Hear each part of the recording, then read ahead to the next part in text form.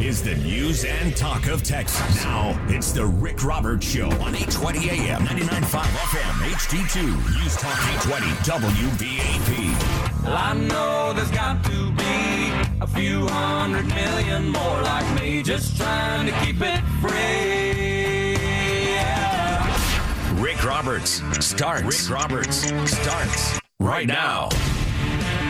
We will have a national emergency, and we will then be sued, and they will sue us in the Ninth Circuit, even though it shouldn't be there, and we will possibly get a bad ruling, and then we'll get another bad ruling, and then we'll end up in the Supreme Court, and hopefully we'll get a fair shake. Oh, man. Well, he did it. Trump declared border emergency to free up money for the wall. Man, that bill was horrible, wasn't it? I mean, it was so restrictive, and, you know, if you're one of these sanctuary cities or sanctuary states, you could opt out of building the wall. It was just good for him. I'm glad he did. 1-800-288-WBAP, 1-800-288-9227, and then Nancy, where's my pill, Pelosi, Mr. President, you better be careful. Be careful. A Democrat president might do the same thing. Well, they already have. And she was alluding to gun control of some sort. Absolutely over the top. Good afternoon. This is the Friday edition of the Rick Roberts Show. Glad you're along. I don't know how many of you watched the president's announcement. He called on Acosta. I've got that back and forth. And then he called, maybe some of you know, but we have been trying to figure out that kind of balding guy with the beard. Just an absolute jerk. This is what the Acosta exchange sounded like. Of course, Jim Acosta and a few others, they have absolutely no respect for the office, irregardless of who's sitting behind the desk. Listen, this is Jim. Yes, Jim Acosta. Thank you, Mr. President. I wonder if you could comment on this disconnect that we seem to have in this country, where you are presenting information about what's happening at the border, calling it an invasion, talking about women with duct tape over their mouths and so on, and yet there's a lot of reporting out there, there's a lot of crime data out there, there's a lot of Department of Homeland Security data out there that shows border crossings at a near record low. That shows undocumented immigrants committing crime at lower levels. That shows undocumented criminals or undocumented immigrants committing crime at lower levels than native-born Americans. What do you say to you don't really believe that stat? Do you really believe that? What do you? Well, take a look at our federal prisons. I believe in facts and statistics. Okay, and data. any more quick? Let's go. Let me just ask you this: what do you say to your critics who say that you are creating a national emergency, that you're concocting a national emergency here in order to get your wall because you couldn't get it through other ways? What do you think? Do you think I'm creating something? Best answer he could have given. Incredible women who lost their daughters and Best their answer sons. he could have given. Jim Acosta, that petulant little child. Why have they not jerked his press credentials yet? He's not acting like a respectable member of the press. What do you say to those people that say you're concocting this emergency, that you're inventing it? Well, Trump had a bunch of angel moms and angel dads, and those are men and women that have lost their children or spouses to illegal aliens in this country. And Trump very, very quickly on his feet said, "Oh, Jim, ask them. Ask them if I'm making this up. Ask them what they think." Couldn't have given a better answer. Now, this other guy, did you see him? Now, I wish I could give you his name. He didn't carry himself as a legitimate journalist, or maybe he was trying to one-up Jim Acosta. I don't know. Listen to this. Thank you, Mr. President. Just to follow up on that, unifying crime reporting statistics, numbers from your own Border Patrol, numbers from this government show that the amount of illegal immigrants are down. There is not violence on the border. And that there's most not violence on the there's border? not as much violence Oh, really? as. Let me, You had wait a minute, 26 people Let me finish the killed. question, please. Let me finish the question. 2 weeks please. ago, 26 people were killed in a gunfight on the border. I understand what you're saying. A mile away from where I went. I was there. I understand. That's not the question. The question is, Do we forget about that? no, I'm not forgetting about it. I'm asking you to clarify where you get your numbers, because most of the DEA crimes reporting statistics that we see show that drugs are coming across at the ports of entry, that illegal immigration is down, and the violence is down. Okay. So what do you base your facts on? Come on, let's go. Secondly, no, you get one. You get one. Well, the Ready? second Just sit question down. is, Wait, sit down. Sit down. Could you please answer? Sit down. You get one question. Man, I couldn't do that to save my life. 480,000. That's the last figure I saw. Last year it was down a little bit, and the year before it was up almost to 480,000 again. I don't think you have to. I mean, who are these journalists? Who are these lamestream media soundbite boys? Who are they trying to talk to? Are they trying to tell empty-headed liberals, oh, there's no crisis at the border, 500,000 illegals coming in, that's nothing to worry about? But yeah, there are less illegal immigrants kill less people than do native-born Americans. Well, I would imagine that's the case. There are more native-born Americans here. Genius. Do you see what I'm saying? I mean, it was just absolute. I don't think Trump could have done anything other than what he did. You know, the bill was so restrictive. Fine. You explain to the American people why you are not caring one bit for America's continued security and sovereignty and the lives of Americans. You explain it to them, Nancy. Hey, Schumer, come over here. You explain it to them. I'm sorry. I'm glad he did what he did. He has tried to do everything he could through the proper channels. Democrats are not letting him do a damn thing. Democrats are doing just like the lamestream media. If it has anything to do with Trump, we're against it. What is it? Well, we don't know, but whatever it is, we're against it. You see what I'm saying? All right, we're going to find out what you think. Trump has declared a border emergency to free up more money for the wall. While battling with the Democrats and, let's be honest, some never-Trumpers within his own party. Did he, in your estimation, from your input, from you informing yourself, did Trump make the right announcement from the Rose Garden today?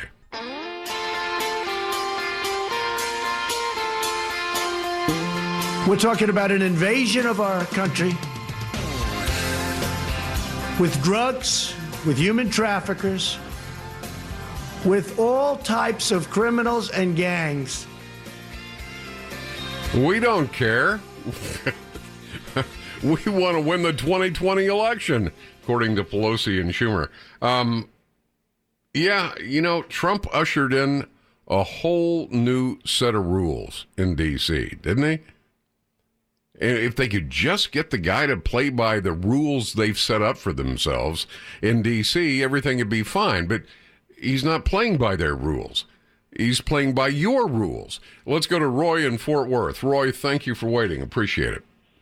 Thank you so much, Rick, for taking my call. I'm a repeat caller.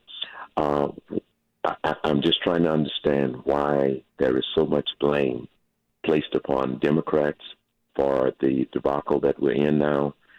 And especially as you verbalize that, and the reason I ask that question is because the Republicans had the White House, the Senate, and the Congress for 2 years. And did nothing. Now, and the Democrats now only have the Congress. Are the Democrats that powerful, or are the Republicans so anemic and powerless and spineless that they have allowed this to happen? And if so, why don't you blame the Republicans as much as you blame Democrats? Okay, fair question. Is that the question? Equally balanced, Rick. Yes. Okay. Here's the deal. You're right, and I've said it ad nauseum on this show. As a matter of fact, I did a promo on it this week. I don't remember, Tuesday or Wednesday. The next time, Republicans, you get a majority, how about you start acting like it and do something on behalf of the American people? They had the majority and did absolutely nothing. That's on them. But as far as blaming the Democrats, the president has to get the money from the House. They have the majority in the House. So everything he is trying, everything the guy's tried to do in 2 years, they've thrown a stumbling block in front of. We've just about, not quite, just about gotten rid of all the never-Trumpers in the GOP. I just said it, Roy. We don't have a politician in the White House. We have a guy that doesn't need special interest. He doesn't need the money. He doesn't need the fame or notoriety. He's not beholden to any special interest. So when he promises the American people he's going to do something, he sets about the order of the day, which is doing that. Where in past president, I'm just about finished. In past presidencies, as soon as they get to D.C., they go along to get along. He doesn't have to play that game, and I'm glad he doesn't. The border wall, we should have had that 30 minutes after the second tower fell on 9/11. But nothing, everybody gave it lip service. Democrats wanted new voting blocks. Republicans wanted cheap labor for big corporate donors, so nothing was done. Well, along comes Trump. I don't care who you're beholden to. I don't care who your buddy is. This needs to be done. So he goes about the business of doing it. Pelosi is a liar. Chuck Schumer is even worse than she is, calling this is a lawless act. No, he's not. Every president back to Carter has done this. So, I place the blame on this particular issue squarely at the Democrats' doorstep. But they did not have the power to be able to do that, Rick, in the first 2 years. Well, I just told you the Republicans, they have to own the fact they, like every other president administration, they have to own the fact that they gave it lip service and didn't do anything about it. I just got through saying when Trump was elected, it ushered in a whole different set of rules for D.C., and obviously most of them don't like it. Rick, would it be fair to say that the Republicans were spineless and powerless to enact their agenda, but the Democrats were successful with theirs? No, Democrats haven't been successful at all unless you call stopping Trump some kind of success. If I were a Democrat, I'd be pretty pissed that my party has done nothing for 2 years other than try to stop the current president. They haven't done anything for me. They haven't done anything for you except kill babies and try to support laws for full-term abortions. That, to me, is not a success, Roy. We see it differently, Rick. We see it differently. Okay, well, that's fine. If we're all exactly the same, a lot of us aren't necessary. But when I look at Democrats, I don't see anything that is enhancing the way of life in the United States or anyone, including Democrats. I don't see anything. I was just speaking about this particular... This specific issue, you are correct that the Republicans, when they had the majority, did nothing. I've said that over and over and over again. Okay, that was then. Right now, I would think that Democratic leadership would want to secure the border. I would think they would want to make you safer, Roy, and me. I would think that they'd put their, political toys away long enough to say, okay, well, this is good for the country. We can come to a consensus on that, but they're not. Not because it's not necessary, not because it's not good for the country, but because it's coming from Trump. So, Rick, what do we do with the voices of the people, the mayor and the leaders who are in El Paso, who are saying that the prognosis that's being presented by President Trump is absolutely inadequate? Okay, well, think this through a little bit. Think this through. I've been to El Paso many times. Had to go through there to get to Las Cruces. Hang on, I'm not through. Hang on. I would imagine a lot of the workforce in El Paso comes across the border every single day. So if you're the mayor and you want to stay mayor, you probably shouldn't be touting something that's good for the rest of the country. I thought about this last night. Here's an idea. Build the wall north of El Paso. Let them deal with that mess. It's dirty, grungy, overrun by crime. And yes, I've talked to many people from there. Why does Robert Francis O'Rourke, better known as Beto, why does he live in a walled compound in El Paso if walls don't work? You know, they're not 100%, but they'll knock down quite a bit of people walking through your front yard. I mean, look, when it comes to mayors, look at the sorry excuse for a mayor we've got in Dallas. I mean, this guy thinks all he's got to do is take down a Confederate monument, and all of a sudden he's given reparations to the black community and eradicated racism from the history books, which is a farce. You can't airbrush out of history those things that make you uncomfortable. And taking down a damn statue isn't going to do anything for the black community. You and I both know that. Thank you so much for the healthy dialogue, Rick. I really appreciate it, sir. Roy, you call me anytime. I appreciate it. 2:23 the time. I'm Rick Roberts, News Talk, 820 WBAP. And when you listen to politicians, in particular certain Democrats, they say it all comes through the port of entry. It's wrong. It's wrong. It's just a lie. It's all a lie. They say walls don't work. Walls work 100%. Yeah, did you hear the latest? Robert Francis Lucky Charms O'Rourke, also known as Beto, did an interview. He said, if I could, I'd tear down the walls we have. You would, huh? Yeah. You know, for my money, go ahead and build the wall, President Trump. Just when you get to El Paso, just kind of curve it up north and around El Paso, and then they won't have a wall between themselves and Mexico. According to Robert Francis Beto O'Rourke, the border's never been safer. Never been safer. And if I could, I'd tear down the walls that we have. Oh, good. Let me vote for you for president. All right, let's go to Christy in Frisco. Christy, thank you for waiting. How you doing, Christy? Well, hey, Rick, I'm great today. How are you? I'm good. Good. I just kind of wanted to respond to Roy, and I did miss just a tiny bit of the conversation, but it's amazing how many people don't know how our government works anymore. We don't have and didn't have 60 votes in the Senate when the Republicans had the majority. We wouldn't have been able to get 60 votes is required, by the way. It is required for bills to be passed. Yeah. Yeah.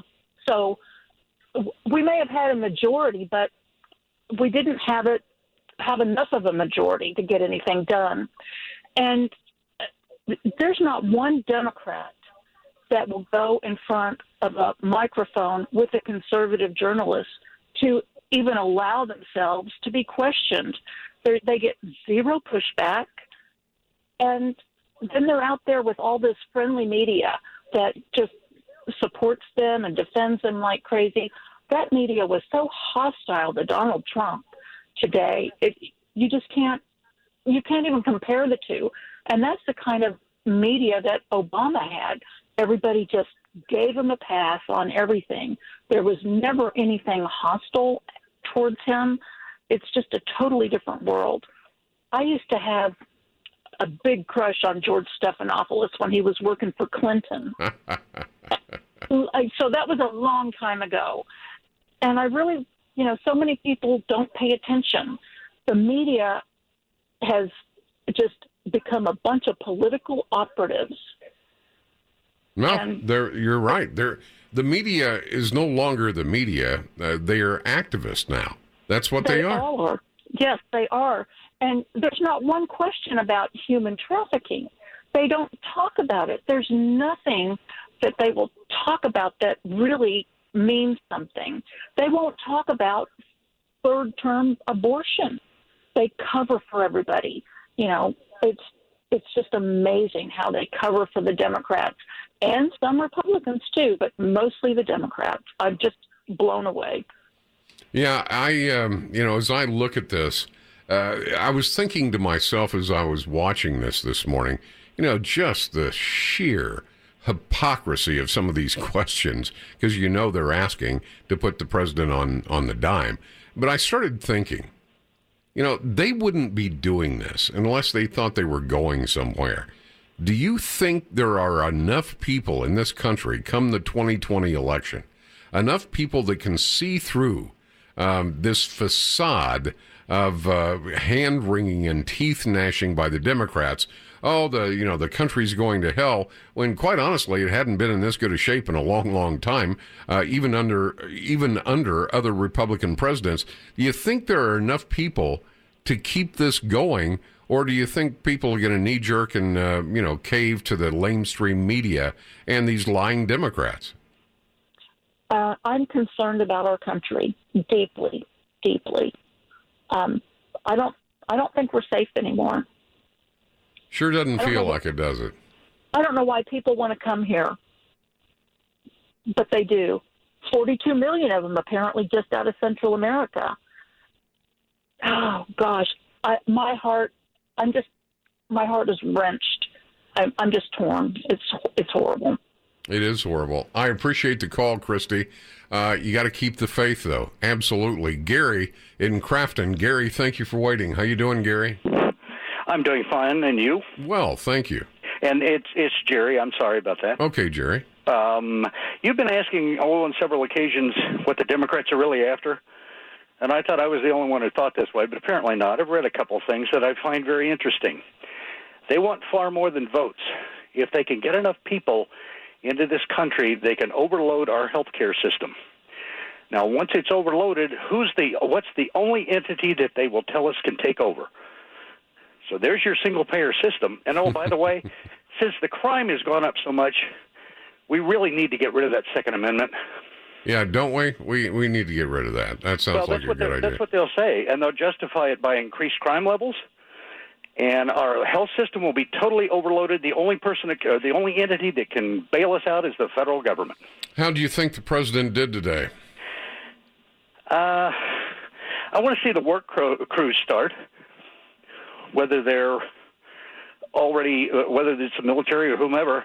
I wish he hadn't signed the thing, but he's absolutely right. If you don't sign it, you're back to another stalemate.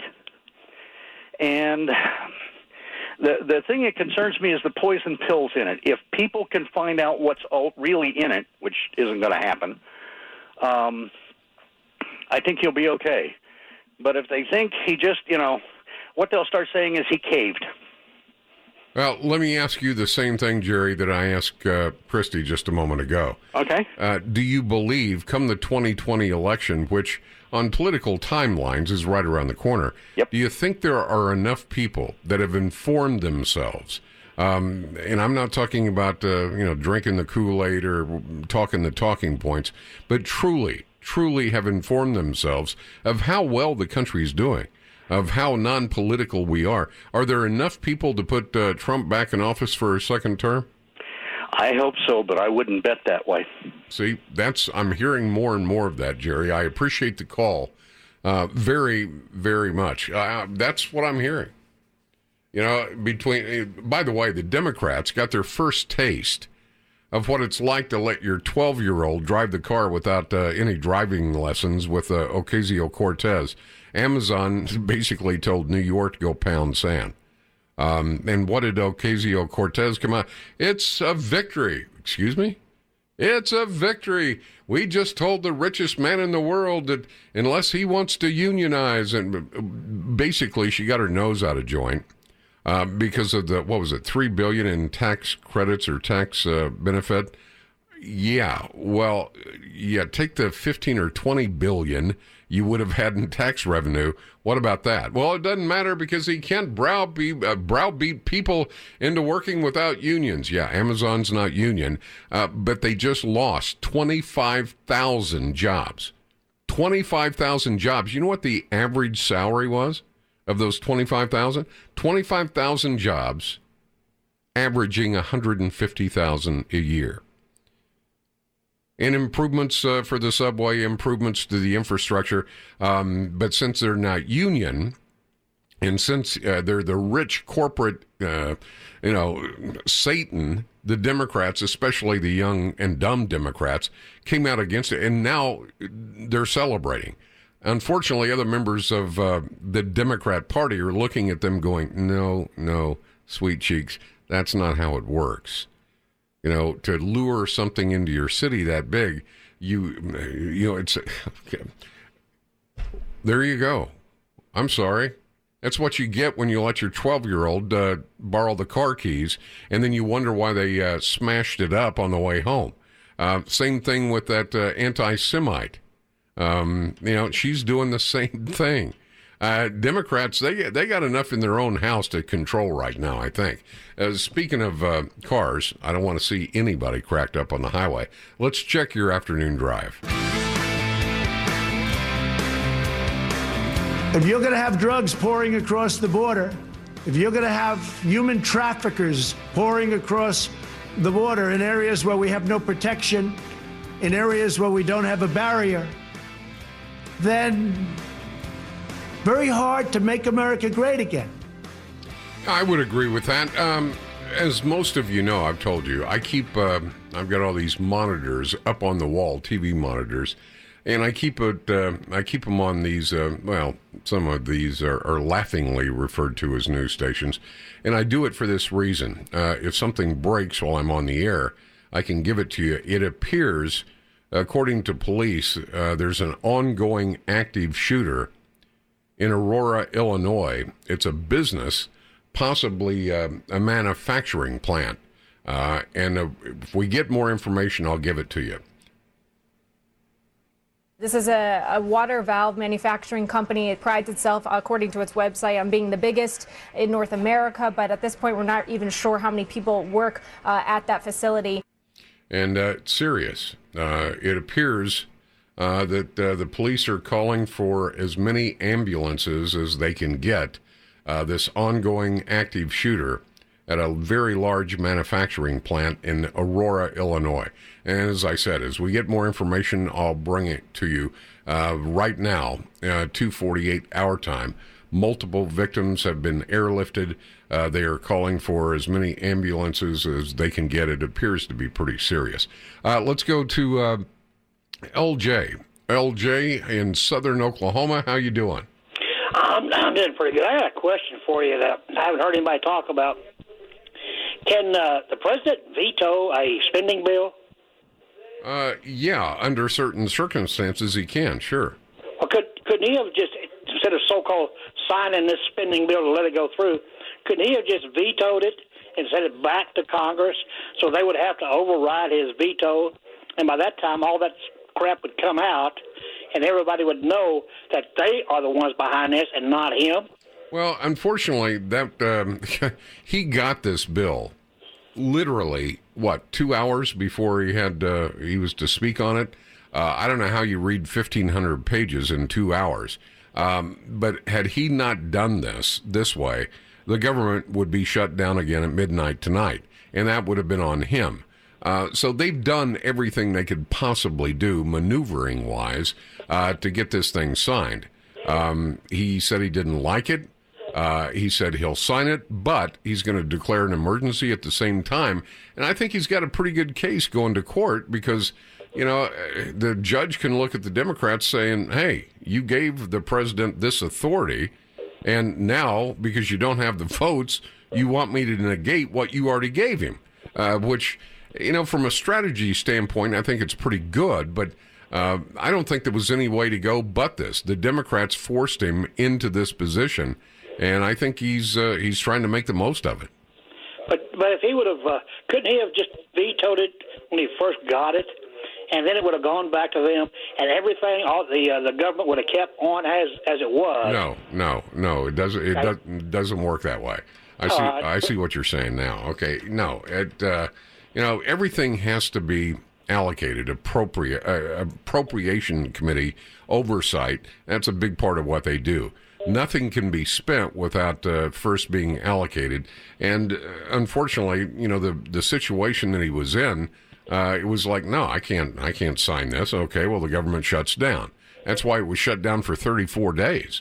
But the Democrats weren't going to give him anything that he could knowingly sign and feel good about. because that was never their plan. Yeah, I understand. I listened to it all, and I understand. I was curious about that veto thing, though. No, in this particular case, that wouldn't have worked, and certainly wouldn't have worked in the president's favor. I think at this point, the courts are going to have to hammer it out, and I think he's probably right, LJ. I think a lower court, if it goes to the Ninth Circuit Court of Appeals, no doubt it'll be pushed back in his face. Maybe another court will give him a bad ruling. When it gets to the Supreme Court, they can put the rush on it, like they did with the Muslim ban, or whatever you want to call it, and get this thing done. But I don't think there's any doubt. If this guy goes down, and I'm talking about Trump, he's going to go down in flames doing exactly what he told the American people he would do. And then all those standing around with, their hands in their lap, they're the ones responsible. Right now it's Schumer, Pelosi, Warren, all the rest. This is on them. Absolutely on them. LJ, very, very good call. Let's go to Glenn in Plano. Glenn, thank you for waiting. How you doing, Glenn? Oh, well, I guess I'm doing all right. How about yourself? Good, thanks. So to answer one of the questions that you've been asking people, such as Christie and whatnot, do I think that people can see through this and that there's going to be enough of us that are going to see through it to put Trump back in office? Right. And I'm going to say that, yeah, there probably are, because, it's become so obvious anymore as to what the Democrats are doing, what the press is doing. They no longer try to keep things under wraps. I mean, you can go with the abortion, the late-term abortion issue as an example. I mean, they don't even try to cover that up anymore. They really don't care. They're all in for murdering babies even after delivery, and they don't have any qualms about doing it and doing it out there in the open anymore. It doesn't, and it's the same with the border. I would say that probably Trump should have mentioned when he was talking about the dangers on the border. He forgot to mention, and really should have mentioned, the incidence of infectious disease that is coming across the border, and that would also help to bolster his case for a national emergency. Right. Well, I don't know if he's holding that close to the vest for a court case. Who knows? But yeah, I mean, you can throw everything, including the kitchen sink, at this deal and be in pretty good standing. I mean, all Schumer and the rest have done, the El Paso mayor, I don't even listen to. He's got skin in the game as far as a workforce. He's got a lot of employers there that are probably employing a lot of illegals at a wage that they kind of like. So I would expect the mayor to say that. For my money, just continue with the wall. Just do it north of El Paso if they like it so much the way it is, and let them have it. Yeah, well, I totally agree with you, and I think that I would go on further and continue on after you get back, on the west side of El Paso, and you get back down along the river. You get right over there till you get to Arizona-California border and start turning north and isolate California. So they can have all go into California and, keep right on along the border of Nevada until you get over there to Oregon, and then you turn west and take it to the ocean. Maybe if common sense prevails, maybe we'll be building a lot of border walls, and they won't all be contiguous with Mexico. I'm with you. Wall off California. Let them have it. This is the news and talk of Texas. Now, it's the Rick Roberts Show on 820 AM, 99.5 FM, HD2, News Talk 820 WBAP. Well, I know there's got to be a few 100 million more like me, just trying to keep it free. Yeah. Rick Roberts starts right now. So we have a chance of getting close to $8 billion. Whether it's $8 billion or $2 billion or $1.5 billion, it's going to build a lot of wall. We're getting it done. We're right now in construction with wall in some of the most important areas. And we have renovated a tremendous amount of wall, making it just as good as new. Well, there you go. You know what this was? You know, the Democrats think, well, there's no way that this guy got in office without a hook, and his hook was border security. So if we can keep him, if we can stall, if we can drag our feet, if we can do whatever we can do to stop this from happening, we got a good chance in 2020. Once again, just as sure as a Democrat will support a woman's right to choose to kill a child after it's born, they don't really care about you. All they care about is getting that election won in 2020, and they'll do and say anything to that end. You know, I watched the speech today. I think he probably mixed it up with the reporters there. Some would say too much. I don't know. I kind of like that because I don't think most of them deserve to even be sitting there. Because no matter what he says, they're going to report it with a different slant anyway. I thought the speech was pretty good. And, you know, looking at what he's dealing with, sign the bill, declare an emergency, and keep building the wall. You want to go to court? We'll go to court. I mean, that's essentially what he said. Max in Frisco. Max, thank you for waiting. How you doing? Hello, sir. How are you doing today? I'm well. Thank you, Max. Good. This is Max calling for the second time, 6 years listener, new American, and Middle Eastern. Oh, good for you. Thank you. And you did it the right way. You're not here illegally, right? I did it right way, everything on the legal way, and became a citizen in 2017. Good for you. Congratulations and welcome.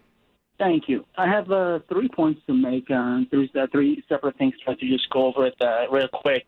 The first thing is it was a late decision. By the way, he did it. I was expecting him doing the national emergency a lot earlier to not getting to these all hoops. But it might not be meaningful at this point, but I'm going to say I'd rather him to make a concrete wall, not the steel wall. The reason I'm saying it, because these are Democrats. After this president, God forbid if he didn't get elected on 2020, and God forbid if some Democrats pops up, they're going to reverse the executive order, and they're going to scrap all those metal and sell it to whatever donors and a special interest. So I'd rather to have a concrete wall that no one can do anything with it. And the second point I'm going to make is those anti-Semitic comments. As a so-called Muslim, I apologize for this too crazy Democrats, because I've been listening to you for a while. It's been almost 5-6 years listening to you, and when I did the research, I realized you were totally true when you said the Sharia law doesn't go hand by the U.S. Constitution. So I'd rather to be a true peaceful person from Middle East, and I picked the right way to assimilate with a new environment. So on that one, I don't know what we should say about those anti-Semitic comments. And the last one, when you were thinking about executive orders, previous administration, who I believe, because I'm coming from that region, has blood in their hands, whether Benghazi or sending money to the country, $1.8 billion cash. So it never landed into Iran. It went directly to Damascus. So it actually redirected to the terrorists over there. So I believe when Christie from Frisco was asking why they're coming to this area or come to the U.S., because the bad leadership of the prior president, made these damages across the world. So they're seeking for a better place to live because they made them mess over there. So no, and you know what? I totally understand that, Max. If you want to come, and not you, but if they want to come and assimilate and abide by the Constitution, Bill of Rights, Declaration of Independence, our state laws and federal laws, then welcome. But if you want to come here and replace our laws with something that flies in the face of the Constitution, i.e. Sharia law, this is not your turf. This is not the place to do that. Correct. And what a lot of people was getting angry at the great president of the United States, Donald J. Trump, when called those countries asshole countries. But, yeah, I totally believe that, because if you want to come in and bring your own things and reapply here, we're going to have one of those countries here. Exactly. And that's the thing. I mean, we're America. We've got a right to our own culture. We've got a right to our own language. I mean, we're not dissuading anyone from speaking, their native tongue or, I guess embracing their culture, as long as you don't try to legislate it. I mean, we have an official language in this country, whether it's been officially pronounced or not. It's called English. As a pilot, I can tell you the default language anywhere in the world for pilots is English. So that's what we speak. So don't make me go get a Spanish for Dummies handbook to be able to go shop. I don't want to do that. Now, conversely, you've seen those mercados where it's all Spanish stuff. If I go in there and I can't get something because I can't speak the language, that's on me. I knew where I was going to begin with. Well, same thing. It's called America. I look at people like Robert Francis Beto O'Rourke. I was watching him last night. Man, I swear, that guy looks like he just walked out of a meth rehab. And he's jerking and jumping and skipping and hopping. And it's like, man, somebody give this guy a Darvon or something. Xanax, something. Settle down. I'm worried about you. Max, very good call. Please don't be a stranger. Ken in Boyd. Ken, thank you for waiting. How you doing, Ken? Thank you for taking my call. I'm doing great. How are you? I'm doing good, thanks. Listen, I've got a question for you about, I heard it's been a few weeks now, they were talking about, Trump was about just shutting the border down completely to traffic both ways. Right. Why don't he do that and block all traffic, stop airline flights, stop all the money going south and everything until the Mexican government sets up a line across that border and turns all these people around and send them back to their own countries? Well, we've talked about that from time to time. There are billions of dollars in trade, goods, services going back and forth. So you'd probably be hurting yourself just as well. But, they've got to be held accountable. I read you how Trump would pay for the wall. Yeah, I can suffer for 6 months. I don't mind hurting myself for 6 months if it's good for this country. Well, I wish everybody had the same mentality you do. Because if we don't suffer it now, we're going to suffer a whole lot worse later on. And why don't people realize that, Ken? Why don't they realize that, pay me now, pay me later, at some point you're going to pay me? I don't know. They must not have kids or grandkids or great-grandkids like I do. But I worry so much about the country they're going to have to live in. Oh, man, me too. Me too. A lot of my family are police officers, both at a regional and federal level, and my daughter, I just love her. I was so blessed with my daughter, my son too, but, dads have kind of soft spot for their daughters. And, she married a guy. He came back from Iraq and finished up his degree and always wanted to be a cop. She always wanted to be an attorney. And I thought, man, this isn't going to work. But that guy, I tell you, is such a good husband to her, such a good dad to their kids. And every single day, I worry about where those two little girls are going to call home. I at least want to give them what I had, and what I had wasn't all that great. But you know what I'm saying? This is why it's so important. But if you've got people voting and moving the party like Cortez or Omar or the rest, they have no clue how life even works, let alone the economy. Yeah, and another thing, if you got the time, on this Freedom Caucus in Washington and the Tea Party stuff, I was right in the front end of that Tea Party. I was in with them when it first started, and I can understand where the Republicans are established and it takes so much to fight them, but we're going to have to eventually either a Tea Party caucus to support those Freedom Caucus people up there. And the Republicans that run are going to have to say, we're going to support that caucus. We're not going to go along with this old line stuff. Because if it don't change, you're not going to change these old Republicans. They're going to stay the same. No. And there's no way in this world I'd ever vote for a Democrat under any circumstance ever again. No, I think you got it nailed. I think the Democrats, the closer we get to, I don't know, it depends on how they handle this Ocasio-Cortez Amazon thing, and of course de Blasio. Well, this isn't fair. Well, you got a sanctuary city. You're a nut job to begin with. I'm surprised Amazon was even making the plan to move there. But then, because of your individual ideals and your pro-union stance, you chased them off. Well, they probably didn't need to be there anyway.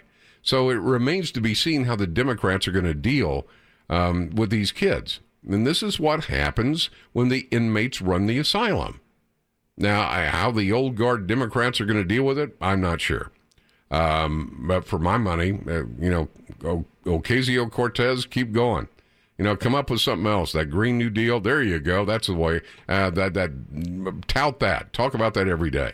Chase off more business from democratically controlled strongholds.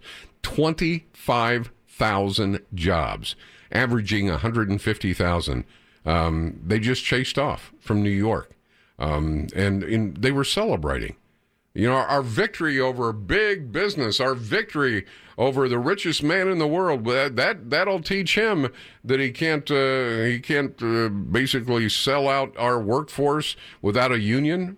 I got news for you, sweetie. A lot of people don't like unions. A lot of people do, and I'm one of them. All right, good call. I appreciate it very much. You want to check your afternoon drive? Let me do that and get right back to your calls. I get my numbers from a lot of sources, like Homeland Security, primarily. And the numbers that I have from Homeland Security are a disaster. And you know what else is a disaster? The numbers that come out of Homeland Security, Kirsten, for the cost that we spend. Yeah, it doesn't matter. This is a foregone conclusion. The script has already been written. Anything that Trump wants, Democrats will fight. Anything he campaigned on, anything they can do to keep Trump from fulfilling a campaign promise is what they're going to do, even if it takes lying to you, which they have been for the last couple of weeks about this very issue. Now, Trump didn't come up with this on his own. It was, lengthy meetings with Border Patrol, border sector supervisors, ICE. That's where these ideas came from. He didn't just, hey, Melania, you know what I think I'll do? I think I'll look, Robert Francis Lucky Charms O'Rourke even said it during his interview. Who was it? 60 Minutes? I can't recall now. He said, look, walls take lives. They don't save lives. And of course, immediately I thought, well, what are you talking about? And to his credit, the interviewer said, well, explain that. Well, when you have walls, people are then forced to take other areas or other entry routes that are more dangerous. Well, that's because the wall works. Einstein, that's the point. Either come through an official port of entry, or I guess roll the dice and try not to die in the desert. That's the point, Beto. The point is the wall's working, or you would not have had that mindset. It just, you know what? It's like spitting in the ocean and trying to measure the difference in the volume of liquid. Democrats are going to do everything they possibly can. They got the House. Okay, woo-woo, we got a majority now, and they're acting like it. Republicans, I hope you learned the lesson. Next time you get a majority, act like you got a majority. Juan in Dallas. Juan, thank you for waiting. How you doing? Yes, I was just calling. I got a little comment. As a Latino, in a way, I'm kind of happy that that Mr. Trump is doing the wall for the same thing that drugs are coming in, hitting Americans. But at the same time, I'm looking at the other way also, where American guns are going and making it over the cross and killing, Mexicans. So it is kind of like a win-win if you look at it that way. And that was just my comment. And I don't know what you think about it. No, Juan, you're right. God forbid we do another ill-fated government program. Remember Fast and Furious? I don't know who thought that would be a good idea, but yeah, there's stuff that goes south of the border too that's not good for people that live in Mexico. I mean, the people that live in Mexico got it tough enough with a corrupt military, corrupt police, and corrupt government, leaving them to live in abject poverty when they've got so many natural resources. The last thing they need is anything adding to that, right? Yes, and hopefully that's going to change eventually. I don't know if you've seen the news on the Mexican president, the new one we have. He's making a lot of changes where hopefully these things will not be the same. Man, I'm hoping right along with you, Juan. I'm hoping you got a guy with strong character that can't be corrupted by other corrupt politicians, corrupt military, corrupt police, and certainly the cartels. Unfortunately, and you and I both know this, Juan, anybody that's got any strong character that is willing to work on behalf of the Mexican people and doesn't play ball with the cartels, they got a shelf life of a common housefly. They don't last very long. Yes, unfortunately. So this guy, he's done 3 months. He's done already what the other guy's never done in 20-plus years, So no, you're right.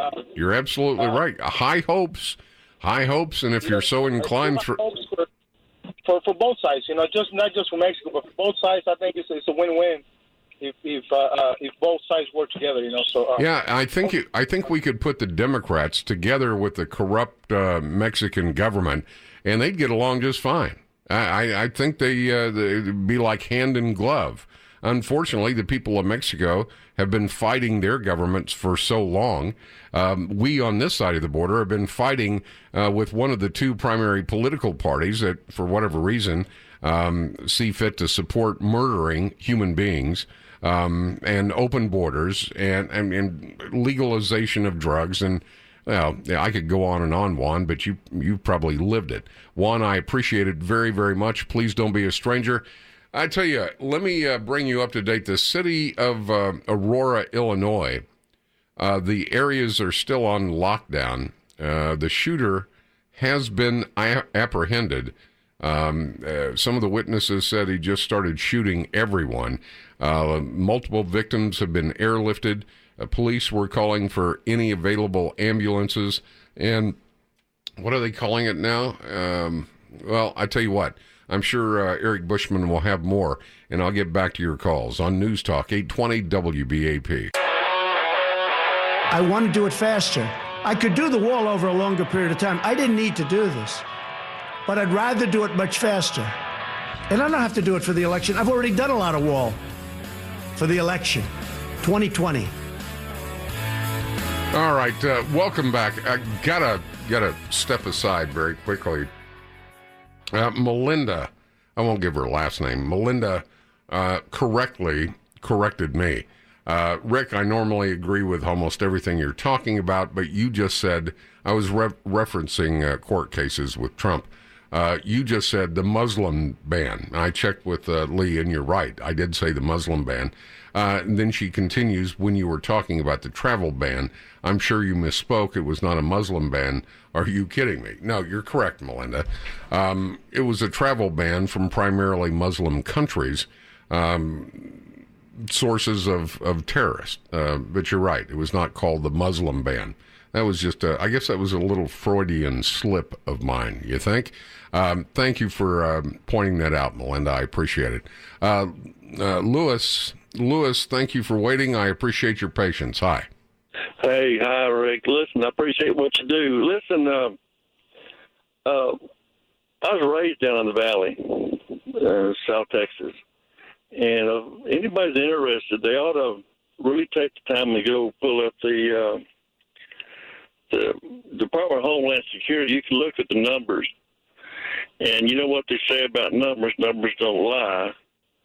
But it breaks it down by unaccompanied that they've apprehended. Yeah. It also breaks it down by family units.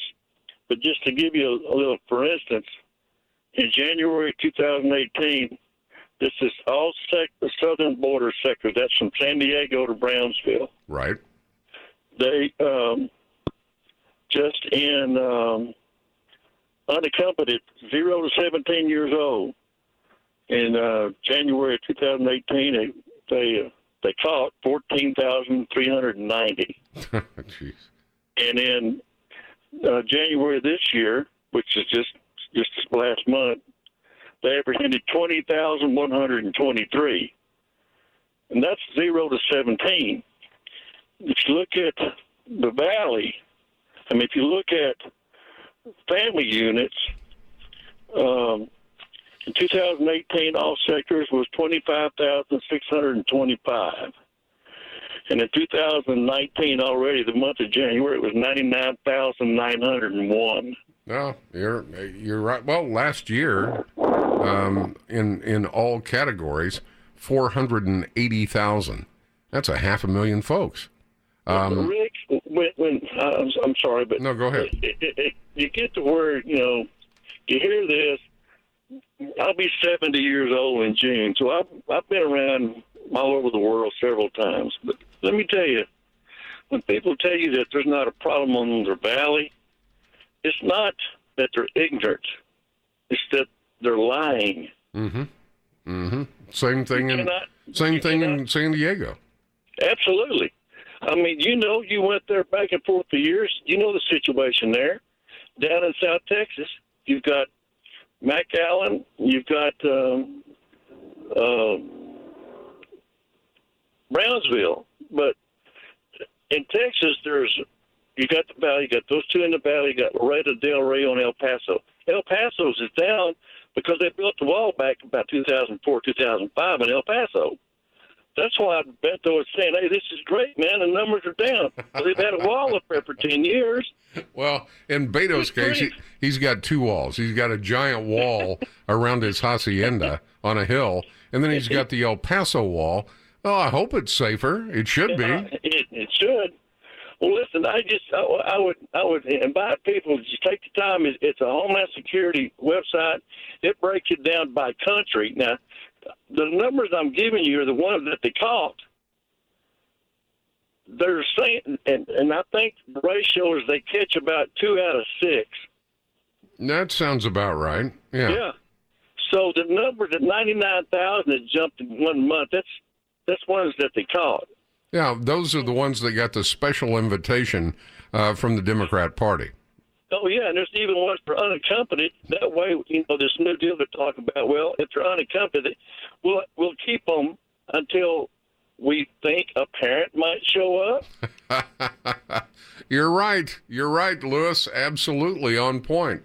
Trump isn't making this up. He didn't have to. I can tell you after broadcasting out of San Diego, Kogo, then KFMB, excuse me, even though, I flew back and forth from here to there every 10 days for, almost 17 years, I still had to have a place there, and I had a place in La Jolla where, I'd go and sleep and change clothes, shower and eat, and then go back to work, that kind of thing. Even being that far north of San Diego proper, beheadings are a daily occurrence in Tijuana and different places. Heads hanging from the overpass. All kinds of, we're worried about, hey, somebody's got a flag on the overpass. Well, in Tijuana and a few other places, they have heads hanging from. That's the way they communicate. That's the way the cartel sends messages. No. There is no doubt that there is a crisis at the border and a humanitarian crisis as well. John in Wiley. John, thank you for waiting. How you doing, John? Good, Rick. Thanks for taking my call. You bet. Hey, I was just wanting to get your take on this. There was a time when I remember Reagan used to do this and Bush Sr. would do this. Instead of having it them against everybody else that was against them, like kind of the way Trump is right now, he should let some of his cabinet speak. Yeah, I agree.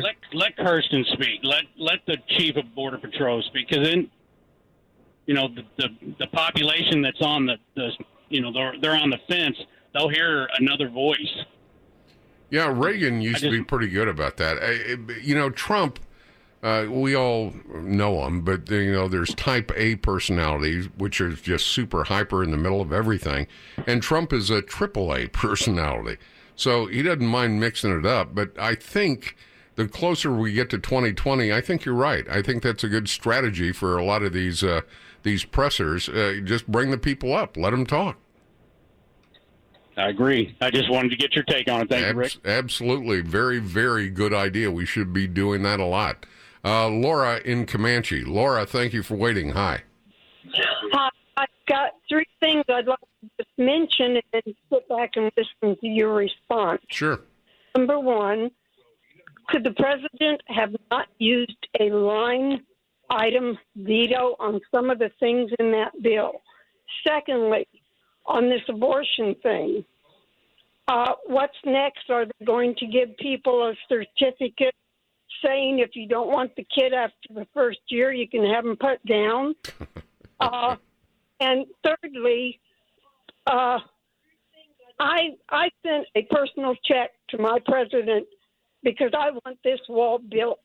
I'm in my 70s. My health is up and down. I lost my husband last year. I'm sorry. I love my country. I love my children, my grandchildren, and my great-grandchildren.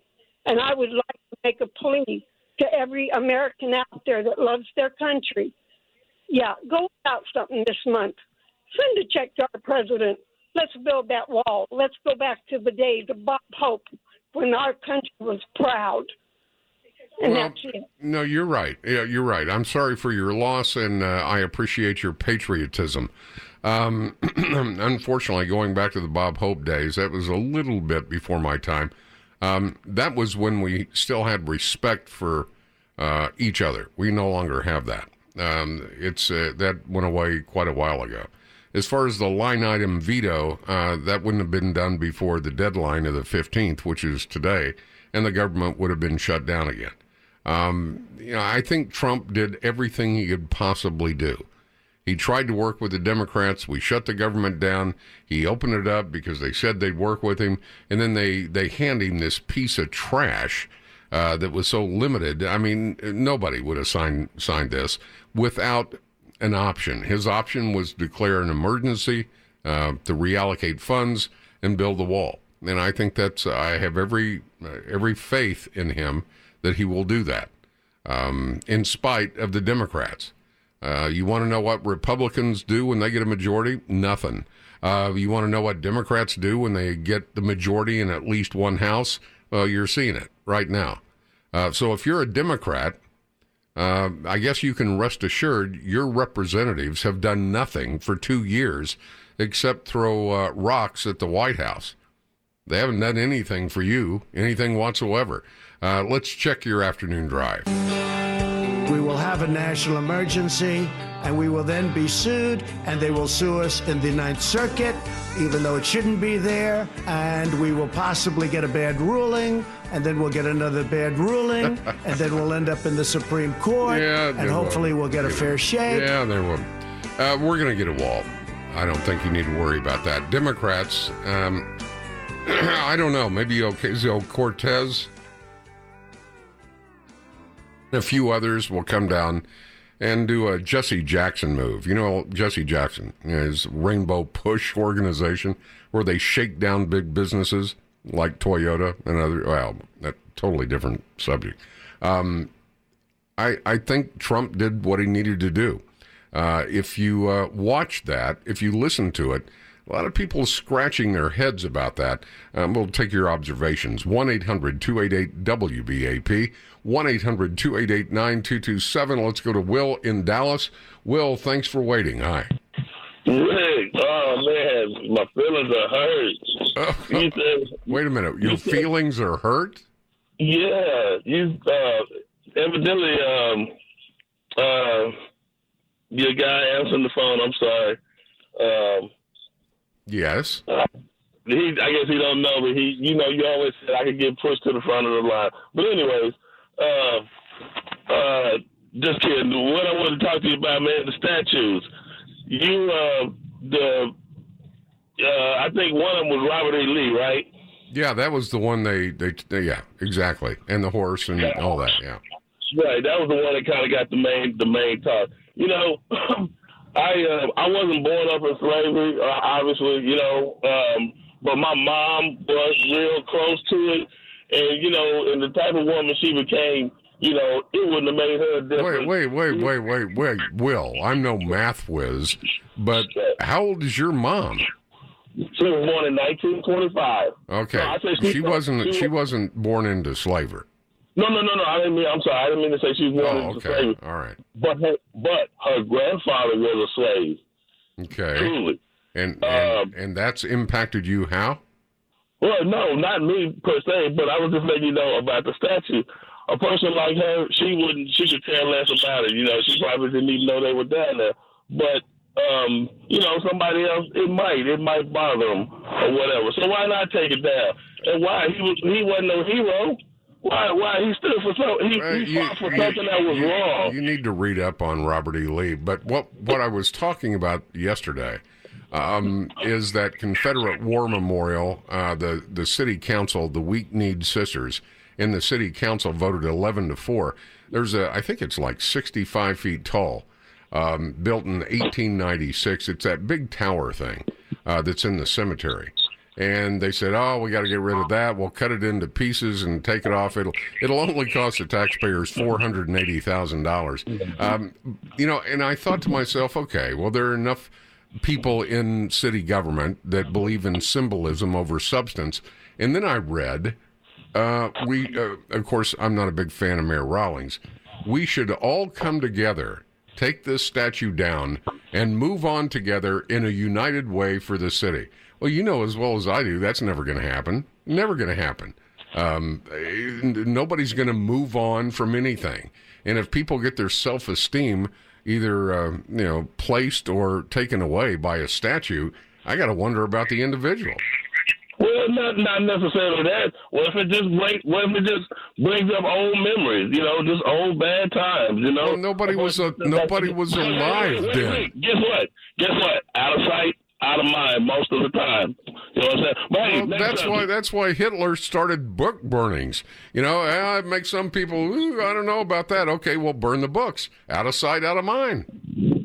Well, I mean, hey, you know, if it's killing you, if it's something that reminds you of hate. But anyways, next subject right quick. The abortion thing. Yeah. And this is a touchy subject too.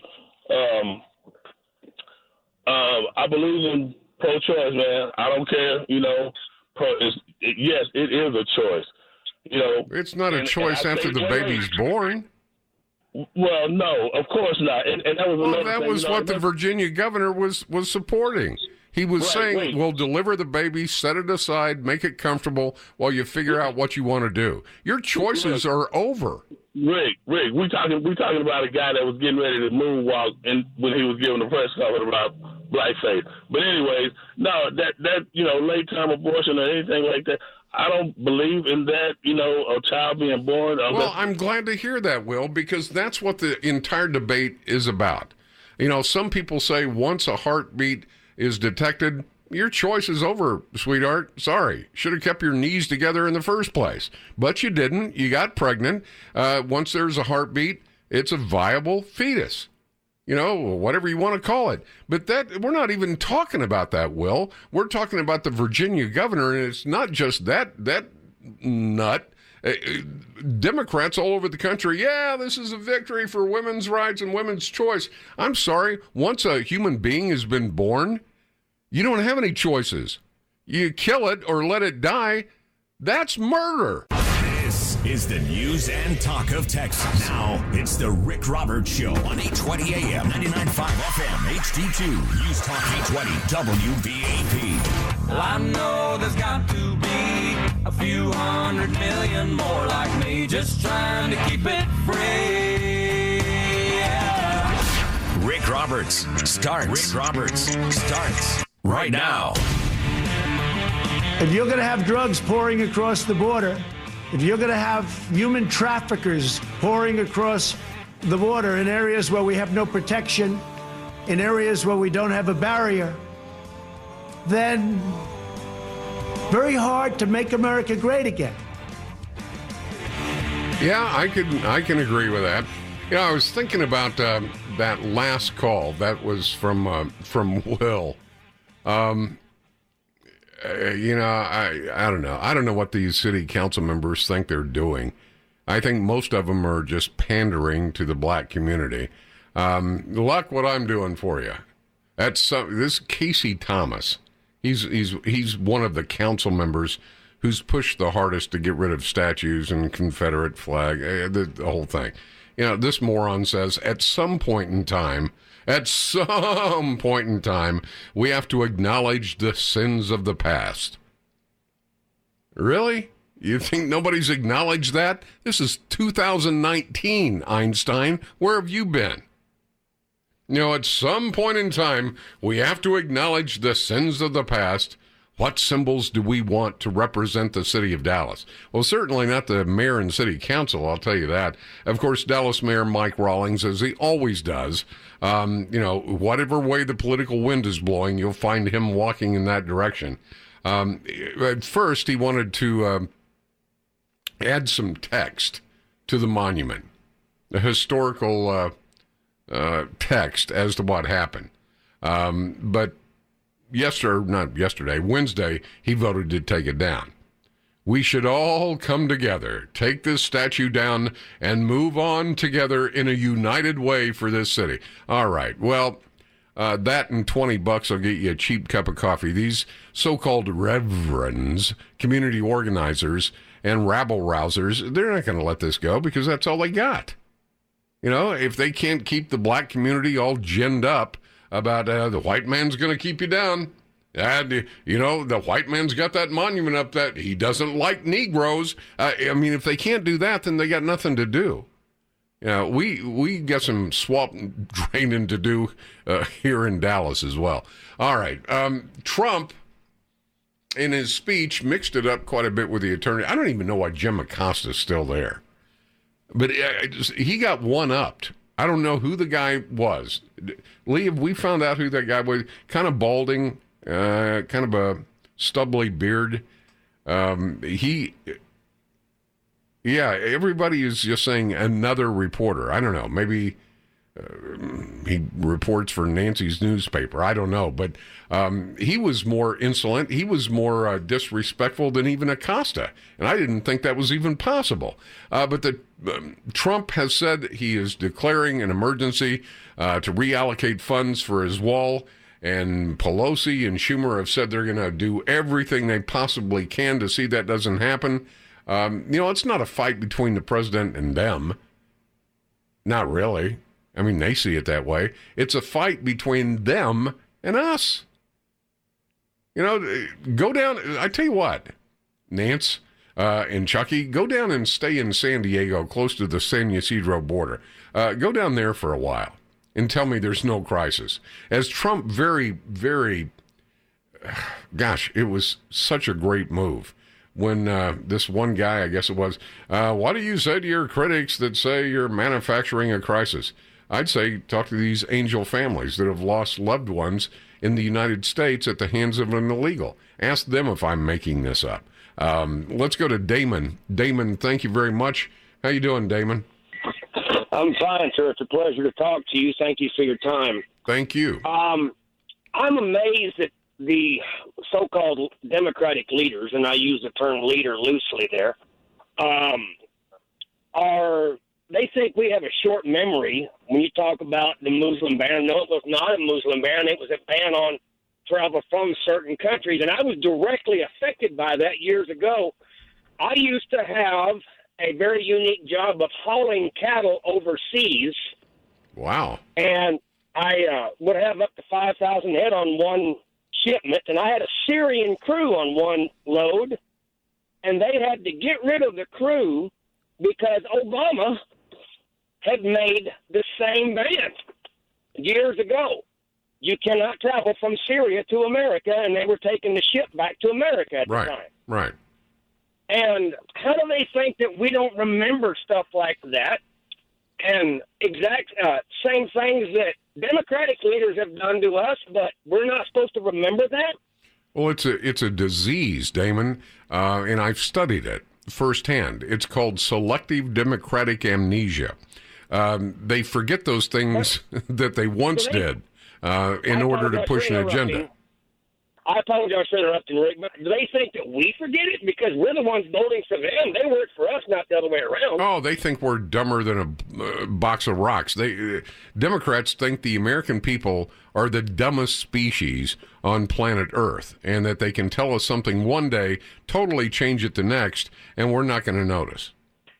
Here, the one thing I can give Obama credit for is he might have been the greatest thing to ever happen to the Republican Party, because he awoke us from our complacency and made us realize that we better get active and get involved. Man, that's nothing truer has been said today on the show. If there was any bright spot with the poser-in-chief for 8 years, it was the fact that, he awakened a sleeping giant, which were Republicans, and quite honestly, it was our fault, and said, okay, by all means. If you guys are going to advocate your responsibility to me, I'll take it. So don't gripe about what I do with it. And you're right. That was a very, very, very good point, Damon. As a matter of fact, Damon, Lee, you got your mic on. I think you said you were, taking over 5,000 heads, something like that? Yeah, I had it one time. I'm not on the ships anymore. I'm a ranch manager over in north and east of you a little bit. Lee, this is my technical director, call screener, just all-around good guy. Lee, how many head of cattle do you and your dad run? We're at 5,208. 5,208. I can't imagine trying to do that on a ship. Damon, give me a call sometime. I'd like to hear about that. Can you imagine that? No, I wouldn't want to. On land is bad enough. Yeah, all the doctrine, and you got to, yeah. Damon, good call. I appreciate it very much. I hadn't even thought about that, but obviously they got to get there some way. They can't swim. John in Kingston. John, thank you for, I don't know if they can swim or not. John, thank you for waiting. Hey, cows can swim. Rick, thank you very much for taking my call. I've been listening to you for a long time, and I really believe that the southern states need to make a pact with the federal government in securing our borders. I believe that if the borders are secure, it's going to benefit Texas right away and the other state later on. But I know at one time the governor was talking about helping them build the wall and then getting reimbursed later on. Well, a lot of people have talked about that recently, most notably using the rainy day fund in Texas to build the wall and then get the money back later. I'm kind of against that, John, and I'll tell you why. It's like putting toothpaste back in the tube. Trying to get the government to pay for anything that's not earmarked as a port project or designed and strategized to get votes. I don't see why we should use our fund to do the government's job. Well, I do know that it affects us all, even in Oklahoma, very much from what comes across that border. Oh, absolutely. Well, it will affect. A lot of people that aren't around border states, not contiguous, or even a couple states away, they don't care about this. I mean, they really don't. That's unfortunately a big problem. When you politicize something, the thrust of why you got involved kind of goes away. The Democrats know what's going on at the border. They know the cartels are killing people. They know women are being raped, children are being sold. They know exactly what's going on. But they have to ignore that politically to make another point, which to them is a greater point, which is Democrats care about people, Republicans don't.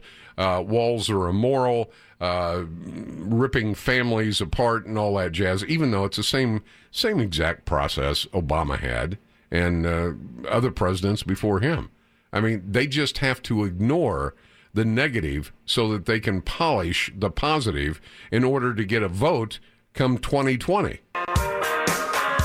I'll tell you how bad it is right now. What have we got? 200,000 or so Democratic contenders for president? I don't know. Like 20, 17 to 20. And they're trying to out-extreme each other. Seriously. They're trying. Of course, you got Ocasio-Cortez just absolutely Looney Tunes. And the city of New York and a lot of Democrats are going, whoa there, Cortez. You just sent 25,000 new jobs that averaged $150,000 a year each packing because you don't like the man.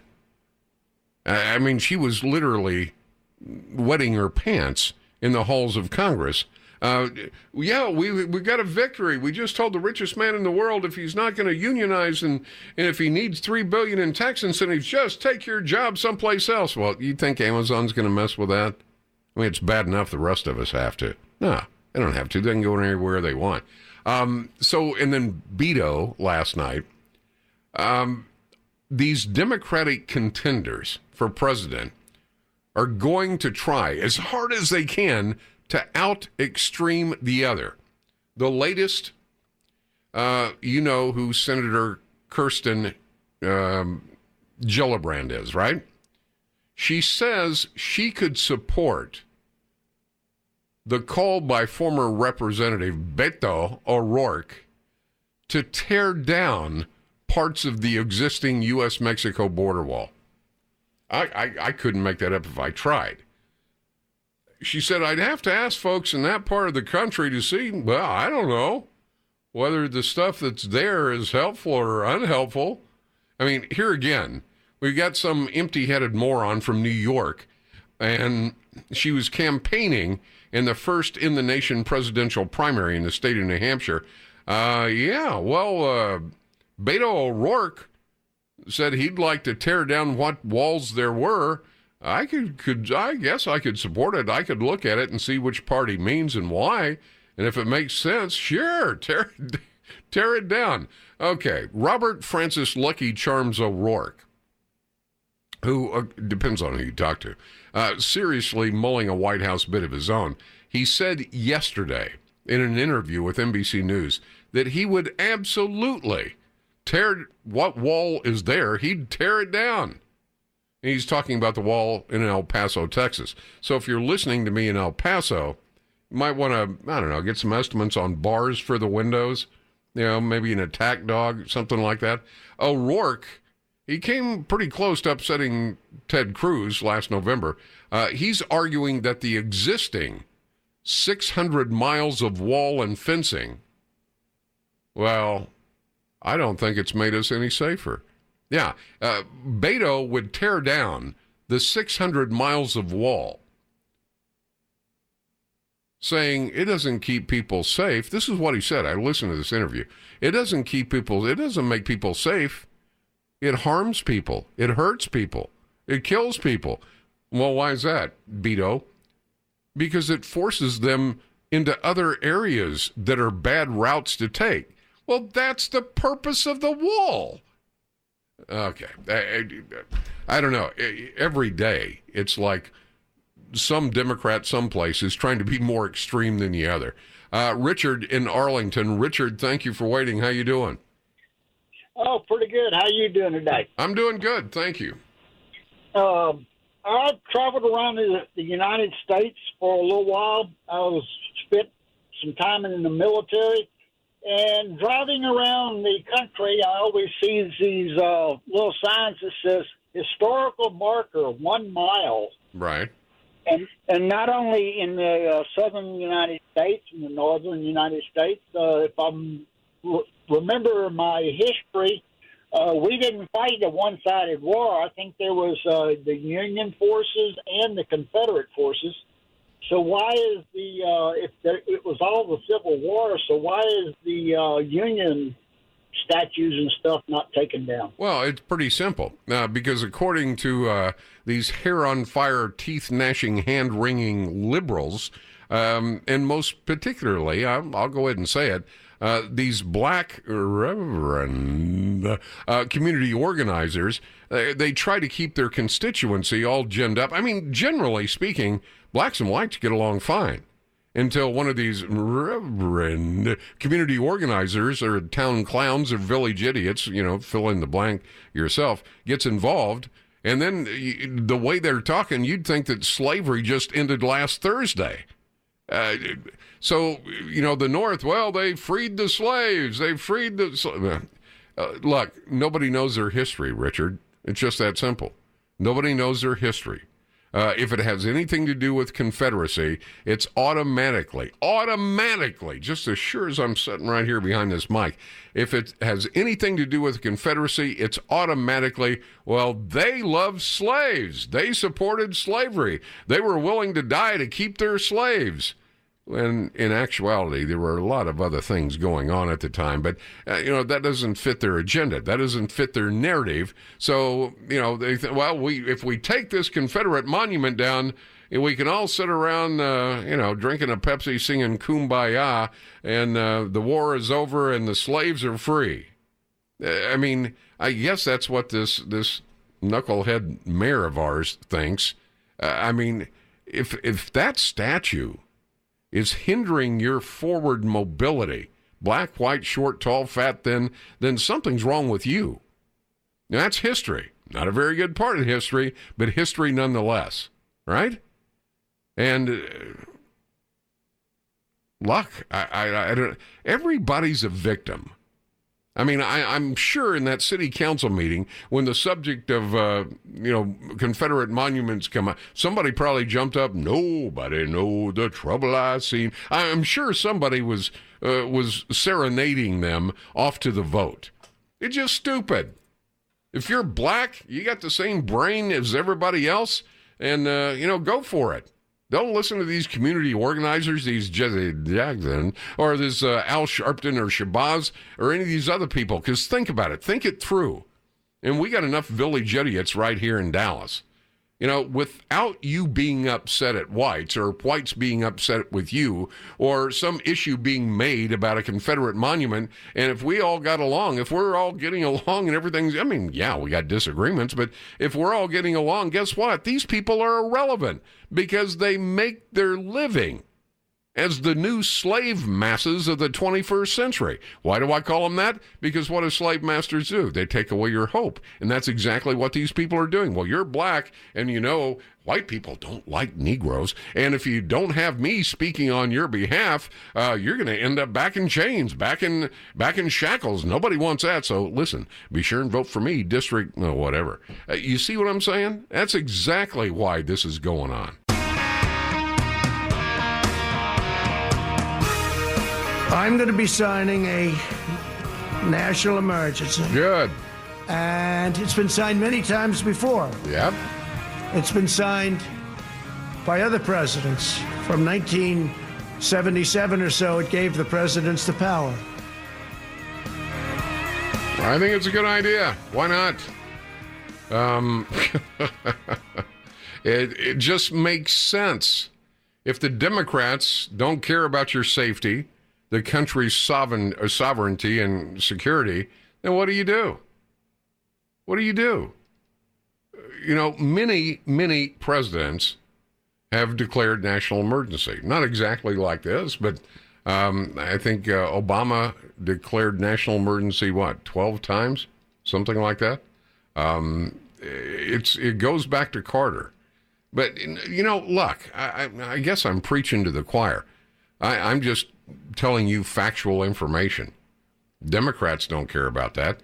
Jimmy Carter, November 79. That's still in effect, by the way.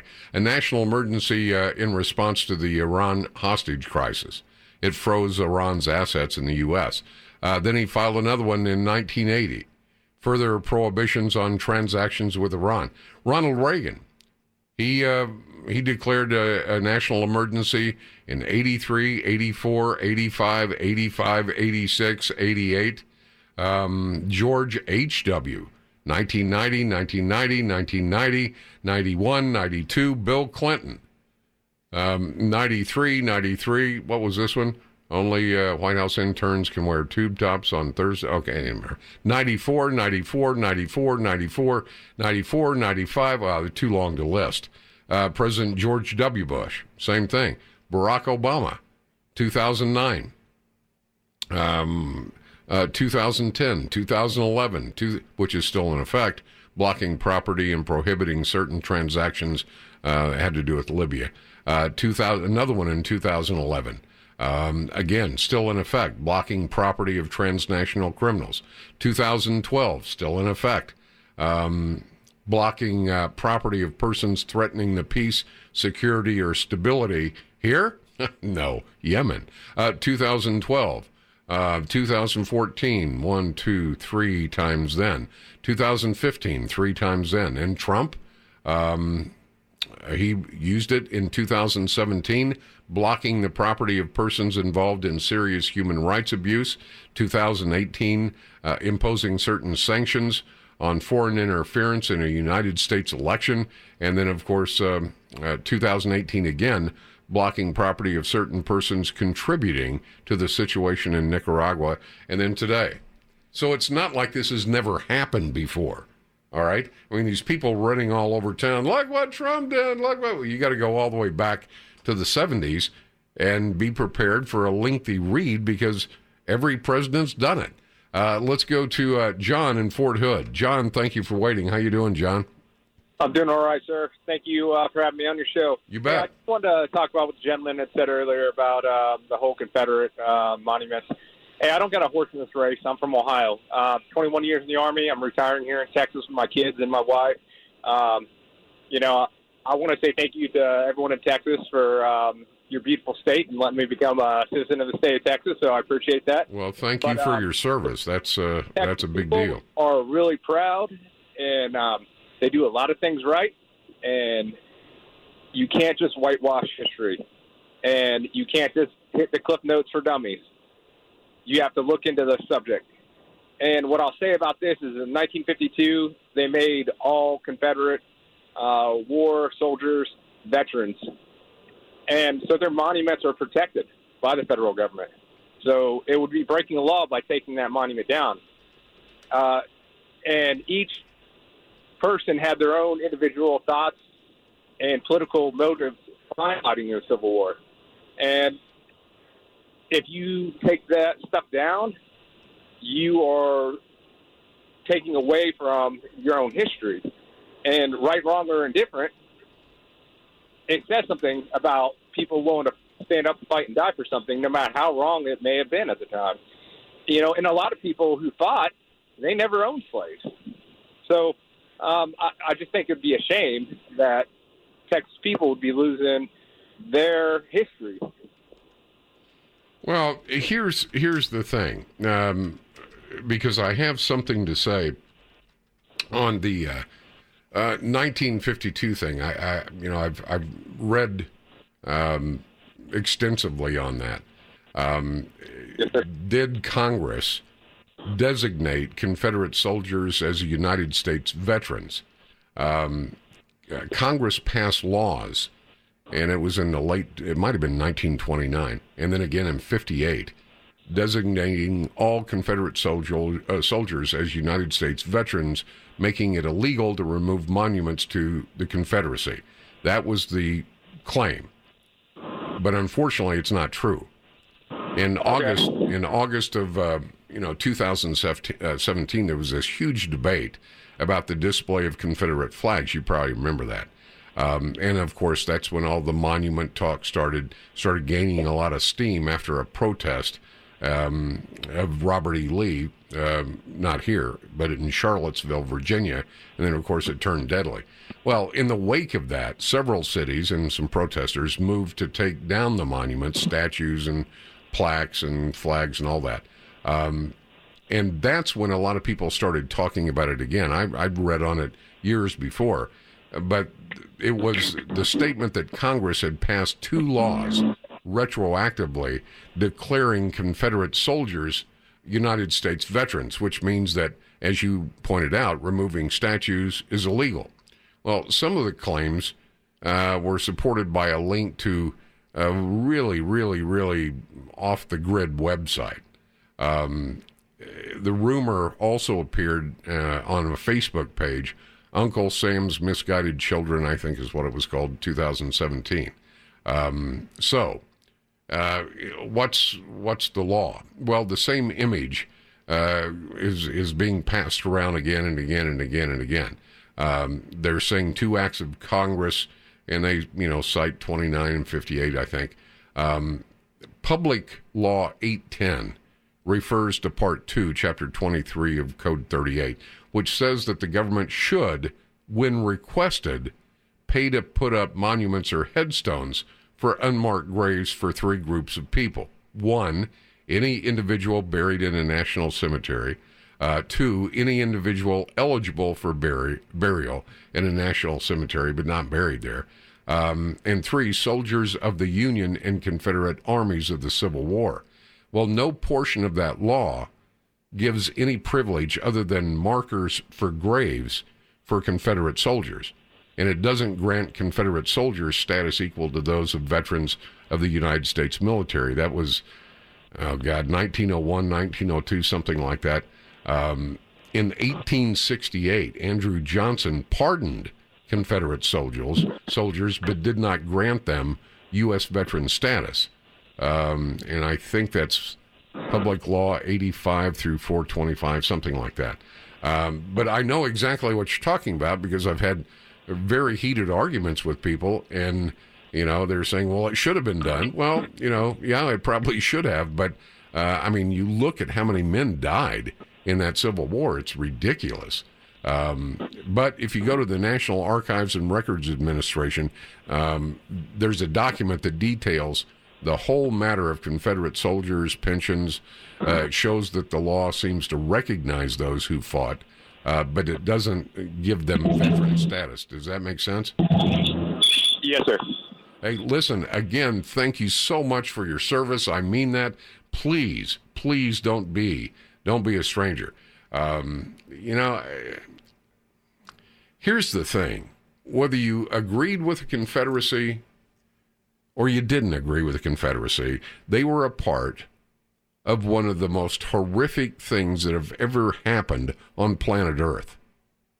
And, to remove a statue to Confederacy makes no more sense to me than removing a Union statue. It's part of history. It happened. No matter how uncomfortable you may be with it, if you're uncomfortable, I'd say you're too PC, but no matter how uncomfortable you are, you don't airbrush out of history those things you don't like, because history is just that. You can't change it. You can't rewrite history. There's a bunch of Klansmen wearing bed sheets running all over, the southern part of Mississippi that say the Holocaust never happened. Those are called Holocaust revisionists. You don't want to go down that road, and if your self-esteem is harmed by a statue from 1868, then there's something wrong with you. There we go, little Stevie Ray. 4:48 the time. I'm Rick Roberts. This is News Talk 820 WBAP, and this is Nathan from Gainesville. Nathan, how you doing? Hey, Rick, good. How are you? Thanks for taking my call. I appreciate it. You bet. I just had a quick question, and maybe you can help me out with my history here and my recollection. But I recall that before the government shut down back in December, Trump had told the Democrats he was open to, if they would fund his wall, take the DACA recipients or the illegal immigrants, the DACA members, and provide some sort of path for citizenship for them. And they said they would not do that, and then they promised that not a single dollar would go towards Trump's wall. And now here we are month and a half later, and apparently they did provide him some border wall funding in this most recent agreement, and yet the DACA recipients are completely and totally left out. And I feel like nobody's calling them out for the fact that these individuals are just political currency for them, and yet conservatives and Republicans are consistently criticized for being uncompassionate and not caring about these members of their families. And yet the Democrats totally went back on what they had promised their constituents. These DACA members got nothing when they could have received some sort of path to residency previously if they would have funded the wall. And now they still gave Trump something, may not have been as much as he wanted, but the DACA members are totally left out. And I just feel like if the Democrats were legit about caring about these individuals, why would they not have taken the deal previously and just funded the wall? Why are they not called out for this? That's what frustrates me. No, Republicans and conservatives always get called out. I did call them out on it. It was last week because, as I recall, I'd have to look it up. As I recall, it was giving DACA recipients a 5-year a 5-year pass to get them time to, work out something for, residency. And the Democrats just said no. And then everything that's transpired since then, well, that made the DACA recipients pretty upset because Trump said, okay, look, this is pressing. We need to do this. In return, I'm going to give you DACA. They didn't even bat an eye. They just said no. Don't tell me the Republicans are the stumbling blocks for trying to find some way to bring the DACA situation to fruition. Democrats had it all. And they just, again, it goes back to the same premise.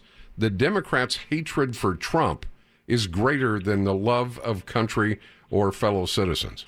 And that's exactly what happened. You're right. Yeah, I find the hypocrisy just amazing. That they consistently get away with this. And the immigration rights people on the left don't do anything to call them out for it and say, this is complete hypocrisy. You gave him, I don't know, what was it, $1.5 billion in border wall funding in this most recent agreement, when if they would have given them a little bit more for government standards, they could have had some sort of path in place for these DACA recipients. And yeah, they don't care because it's just political currency for them. It is. It is. We are political currency. You're right. If you're a DACA member and you're upset, you probably should be, but don't be upset with Trump. Be upset with the Democrats that said they had your six. Be upset with the Democrats that said, oh, we're going to take care of DACA. You had every opportunity and you just walked away. I mean, if it came down to trying to stop Trump versus help a DACA member, I think it's pretty obvious what they were going to do. Good call. And I'm glad, very intuitive as well. I'm glad you picked that up. Let's go to Jay in Arlington. Jay, thank you for waiting. How you doing? Hi, fine. Rick, 2 points. Number one, the wall's not going to get built before 2020, not with it being held up in the courts. That's the first point. The second point is on your own site, WBAP site, on your page, Rick Roberts' page, you have a listeners poll, which you normally have them, and I look at them. Do you support the president declaring a national emergency for the border wall? 70% say no, they don't support him doing that. But yet here you are advocating that your listeners that they do. Now, this is a conservative site, radio station. 70% of those on your own poll say they don't. Okay, so hold on a second, Jay. It's not my poll. It's a WBAP news poll, and it's on every page. It's on the front page, and it's on every page you go to. It's in the right-hand margin. And it's called the WBAP News Listener Poll. It's something that the news puts together. Do you support the president, declaring a national emergency for the border wall? Yes, 31%, no, 69%. Total votes, 1,592, something like that. Now, I don't know if one guy sat there and voted no, 100 times. I have no way of knowing that. We checked it out a minute ago, and you can vote more than once, so I don't know how accurate that is. But no, I don't have anything to do with that. Okay. So the question is what? Well, no. What I'm asking you is first of all, the border wall being held up in courts all the way probably up to the Supreme Court is going to take a considerable period of time. Right. So him getting his border wall built doesn't seem like it's going to be a reality. Well, I don't think getting the wall built is necessarily the right terminology. We've got hundreds and hundreds of miles of barriers already. I think getting the border wall finished is more perhaps proper. Trying to talk about it. The music tells me I'm out of time. Jay, give me a call first thing tomorrow at 2. I'll get you right up front, and you can finish your thought. That poll he's talking about is at WBAP.com, and I think it's on the right-hand side of every page you go to. All right, that's going to do it for me. God's blessings on each and every one of you. Whether we agree or not, that's always my priority. Good job to Lee Rizza, technical director, call screener. I'll be back with you on Tuesday. How about that? Tuesday. See, I didn't mess up. I didn't say tomorrow, not realizing today was Friday. All right. Have a safe, great weekend. God's blessings on all of you. deaths, cancer. The news you want to know. When you said $1 on it, $1, yeah, $1. He's not going to get $1. Well, I got 1.4 billion. The news. But I'm not happy with it. You need to know. We're going to be signing national emergency. Stay in the know. You are creating a national emergency. Ask these incredible women who lost their daughters and their sons, okay? You're CNN. You're fake news. You have an agenda. Reach beyond his authority. This. And it's unacceptable. Is News Talk 820 WBAP. WBAP.com.